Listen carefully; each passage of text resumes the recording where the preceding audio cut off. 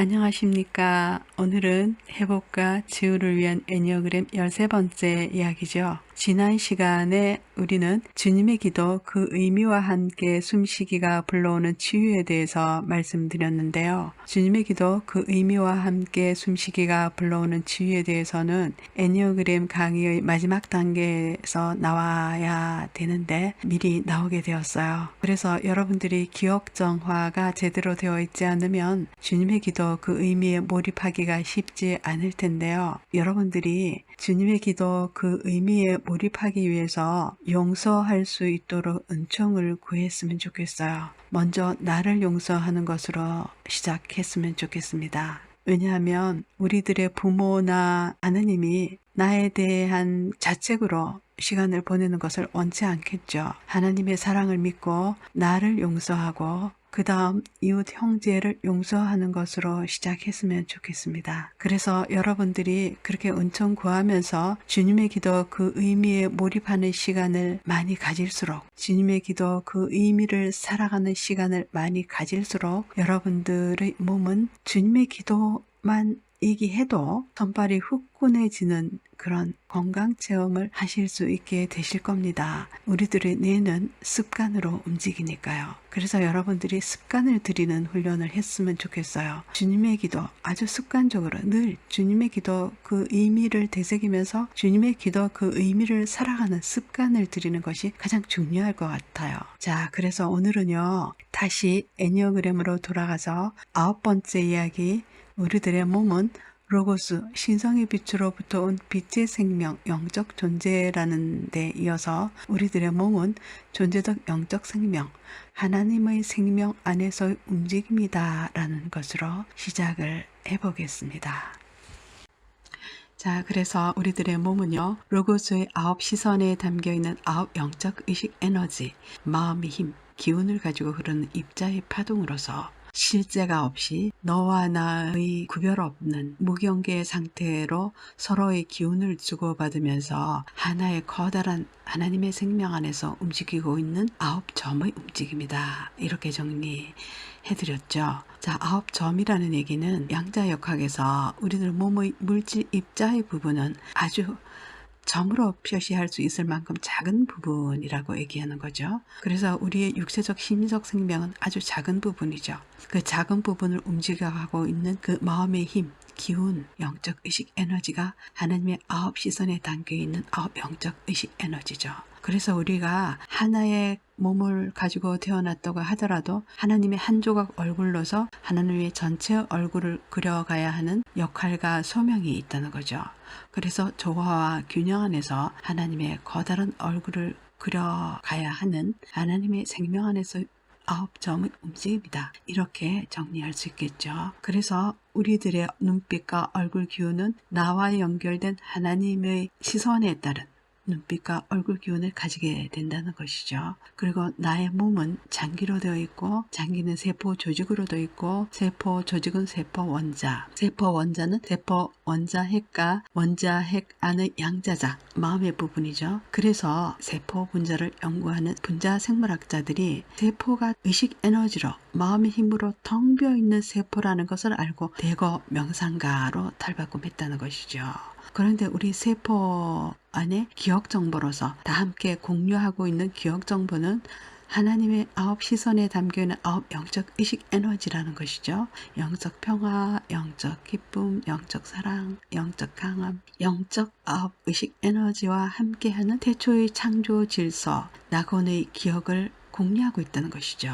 그래서 우리와 연결된 영적 의식 에너지를 살아갈 때, 우리가 영적 가치로서 본질로서 살아갈 때 조화와 균형 안에서 나의 역할과 소명을 충실히 행할 수 있으면서 하나님의 생명으로서 건강하게 살아갈 수 있다는 얘기를 앞에서 계속 드렸죠.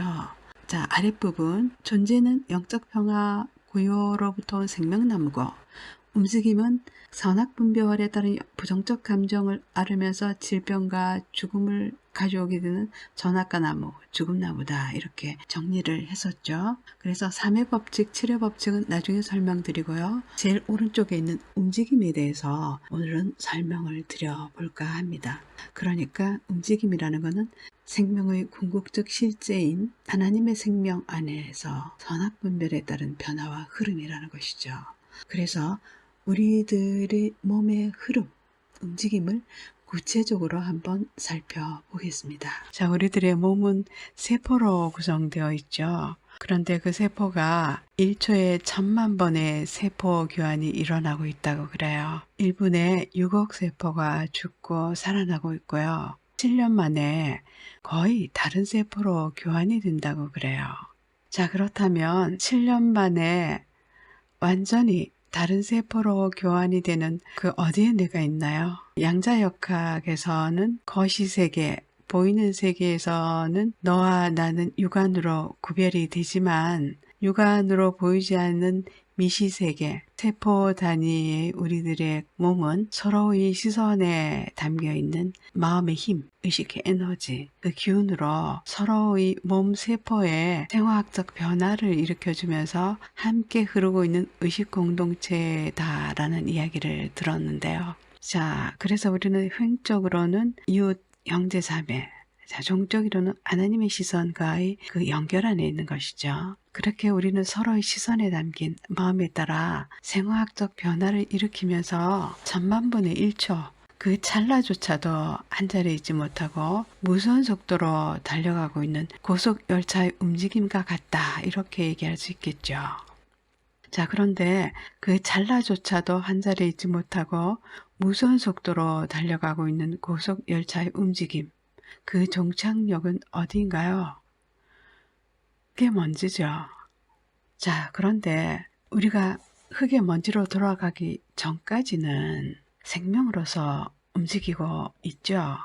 무엇이 우리들의 몸을 생명으로 움직일 수 있도록 해주고 있나요? 하늘의 마음인 영적 평화 고요로부터 오는 숨이죠. 그러니까요, 우리들의 몸이 생명으로 살아가도록 해주는 것은 우리들 생명의 주인인 하늘의 마음 영적 평화 고요로부터 오는 숨이고, 우리는 영적 평화 고요로부터 오는 숨을 통한 물질과 에너지 교환으로 힘을 얻어서 그 힘으로 살아가고 있는데, 우리들의 몸이 부정적 정서로 쌓이고 그렇게 될 때 영적 평화 고요로부터 오는 숨이 들어설 자리가 없을 때 죽게 되는 것이죠. 자, 이 대목에서 제가 간 질환을 알았을 때 이야기를 좀 해보고 싶어요. 제 나이가 그때 35살이었으니까요. 지금으로부터 34년 전이었어요. 그 당시 제 간이 부어 있었으니까 간 문맥이 막혔다고 그래요. 그래서 혈액이 간으로 잘 들어갈 수가 없어서 정맥선이 어깨에서 배꼽까지 거미줄처럼 시퍼렇게 드러나 보였어요. 그때 당시는 당연히 죽음의 공포로 숨이 더 거칠어질 수밖에 없었겠죠. 그럴 때 저의 몸은 더욱 극심한 스트레스 상황에 있게 되죠. 그래서 스트레스 호르몬의 생리작용 아래 놓이게 되고요. 그렇게 흙의 먼지로 더욱 빠르게 돌아가는 고속열차의 움직임 안에 있게 되는 것이죠. 자, 그런 식으로 우리가 질병 안에 있을 때는 질병으로부터 오는 불안이 질병을 더욱 빨리 악화시키게 되죠. 자, 그럴 때 은총처럼 누가 전도서와 욥기 읽기를 권해주었어요. 그래서 욥기를 읽으면서 저도 욥처럼 하나님의 무한한 능력과 자비하심에 의탁하면서 기도드릴 수밖에 달리 어쩔 수가 없는 나날들이었죠. 왜냐하면 그 당시 간의 권위자이셨던 서울대학교 간 전문의인 김정영 박사가 쓴 책을 읽어봤는데요. 그 책이 이렇게 쓰여 있었어요. 간장약조차도 간에는 해롭다. 왜냐하면 어떤 약도 간에서 해독작용을 거치고서야 약효를 낼 수 있을 텐데, 간이 부어서 혈액이 간으로 흐르는 것조차 어려웠었죠, 저는. 그런데 또 약으로 간을 부담을 준다는 것은 참 어리석은 일일 거다라고 생각을 했어요. 담당 의사의 말이 자기가 처방해 준 약만 먹으면서 잘 견디면 7, 8년은 살 수 있다고 그랬어요. 자, 이 약 먹고 섭생 잘하면 7, 8년은 산다는 얘기구나. 그때 큰애가 4학년, 작은애가 2학년이었으니까 아이들이 대학 들어가는 것도 못 보고 죽겠더라고요. 그래서 약을 과감하게 버려버렸어요. 그리고 간에 아무 부담도 주지 않고 나을 수 있는 방법을 알아보니까 숨쉬기 잘하는 방법밖에 없는 거예요. 그래서 우주의 기가 요동한다는 새벽 3시에 가부좌를 들고 앉았어요. 그리고 호흡을 해봤는데 숨이 단전까지 늘어가지를 않는 것이었어요. 이유를 알아보니까 간도 부어있고 비장도 부어있어서 숨이 내려가기가 쉽지 않다는 것이었어요. 그때 정말 너무 난감했어요. 저로서는 마지막 잡을 지푸라기마저 없어진 모양이었으니까요. 그래서 저는 그때 어깨에서 배꼽까지 시퍼렇게 드러나 보이는 그 정맥선을 아주 공포스럽게 바라보면서 기도에 매달릴 수밖에 없었죠. 이렇게 기도했어요. 주님, 제가 죽을지도 모르고 결혼을 했습니다. 그리고 아이도 낳았습니다. 그러니까 제가 부모로서 책임과 의무는 다하고 죽어야 되지 않겠습니까? 살려주십시오. 이렇게 기도를 했어요. 그러면서 그 당시 바깥 세상을 보면 너무나 낯설었어요. 그때는 제가 35살 젊은 나이였으니까요. 친구들은 미래의 성취를 향해서 막 달려가고 있을 때였죠. 저는 그런 모습을 아주 낯설게 멍하니 바라보곤 했었죠. 그런데 지금 생각해 보니까요.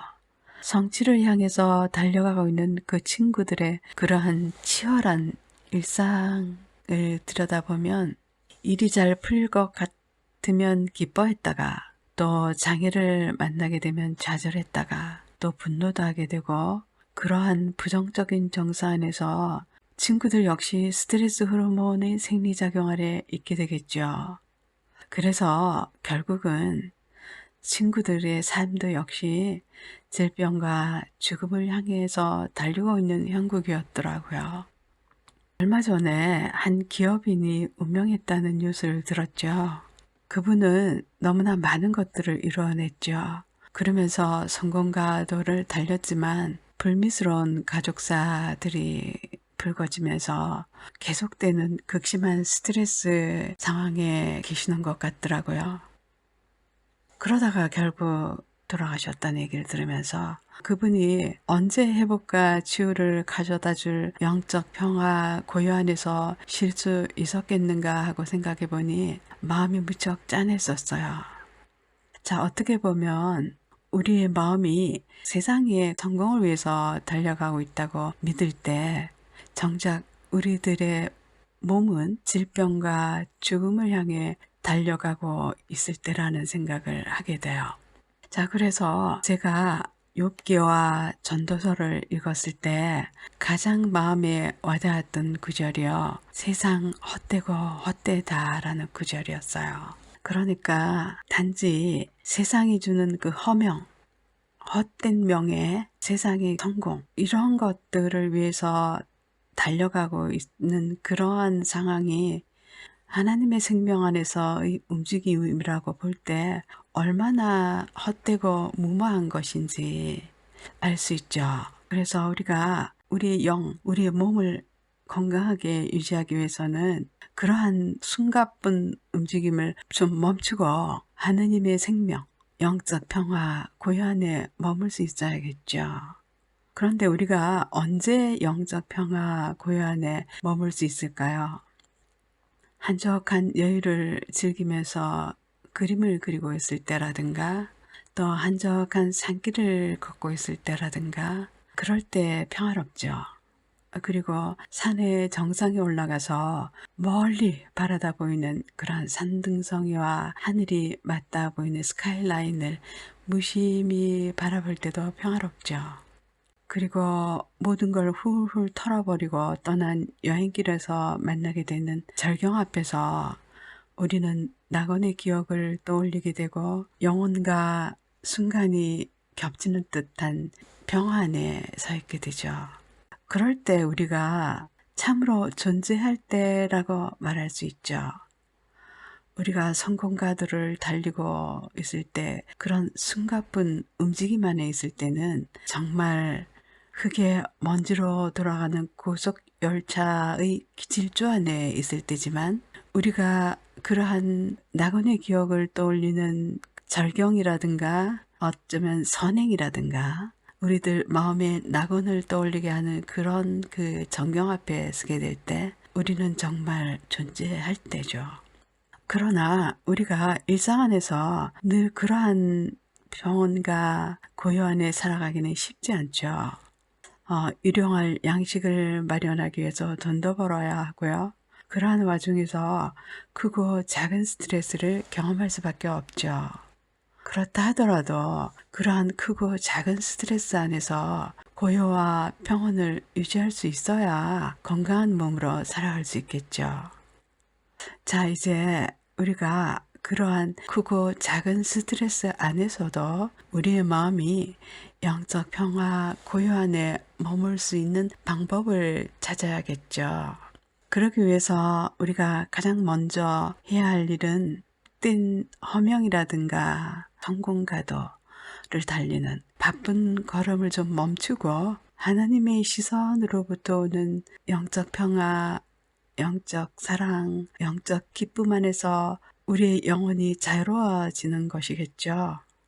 그럴 때는 정말 우리가 당면한 현실 안에서 나의 책임과 의무를 다하는 생활이어야 하겠죠. 그래서 저는 가끔 이런 생각을 하게 돼요. 제가 천당을 갈 수 있을지는 잘 모르겠어요. 저를 생각하면 배은 만득의 표본이다, 이런 생각을 가끔 하게 돼요. 그렇게 정맥선이 시퍼렇게 드러나 보일 정도로 극악한 관질환을 알았을 때 주님의 기도로 낫게 해주셨는데도 제 생활은 여전히 이렇다 할 좋은 일도 하고 살고 있는 것 같지도 않고요. 천당을 갈지 안 갈지 잘 모르겠어요. 그렇다 하더라도 제가 천당에서 만나게 될 사람들을 생각해 보면 세상에서 성취를 이룬 유명인들이 아니라 가족의 생계를 책임지기 위해서 지게지고 노동일을 하다가 일가를 끝내고 그 지게춤에 저녁상에 놓을 고등어 한 마리 매달고 어둑한 골목길을 들어서는 그런 이름 없는 가장들의 모습을 살아간 사람들일 것이다 라는 생각을 하게 돼요. 그분들의 삶은 고단하고 힘들겠지만 아이들이 그 초롱초롱한 눈망울을 들여다보면서 자신들의 그 책임과 의무를 다하면서 그렇게 살아간 가장들의 모습, 그런 삶의 의를 보고 있노라면 고개가 저절로 숙여지죠. 자, 오늘은 여기까지 정리해 드리고 다음 동영상에서 뵐 때까지 주님의 사랑 안에서 건강하시기 바랍니다.